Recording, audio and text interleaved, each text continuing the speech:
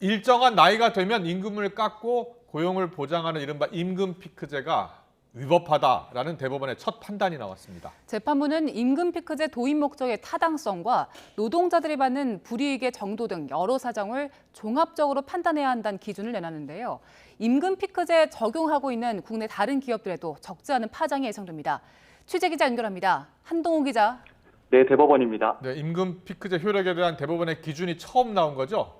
네, 그렇습니다. 대법원이 임금 피크제 효력에 관한 판단 기준을 최초로 제시했는데요.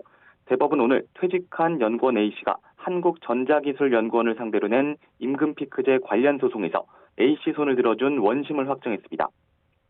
A씨는 61살 정년을 보장하면서 55살 이상 노동자의 임금을 깎는 임금 피크제로 월 급여가 많게는 283만 원까지 줄었는데요. 재판부는 연구원의 임금 피크제가 합리적 이유 없이 나이를 이유로 한 차별이라고 판단했습니다. 판단 기준으론 임금 피크제 도입 목적의 타당성과 노동자들이 받는 불이익의 정도, 임금 피크제로 감액된 돈이 제도 도입 목적을 위해 썼는지 등을 종합적으로 고려해야 한다는 건데요.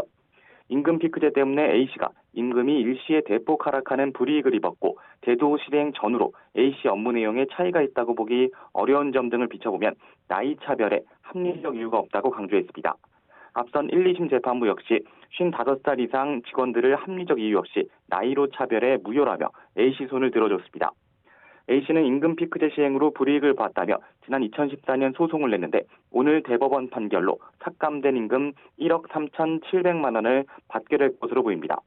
다만 대법 측은 임금 피크제를 시행하고 있는 다른 기업의 경우 개별 사안별로 다르게 판단될 수 있다고 설명했는데요.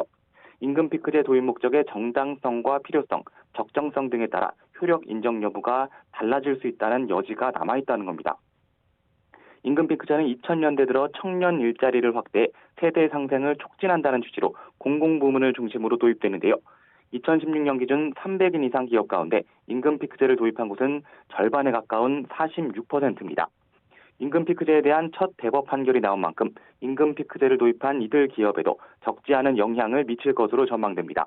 지금까지 대법원에서 YTN 한동훈입니다.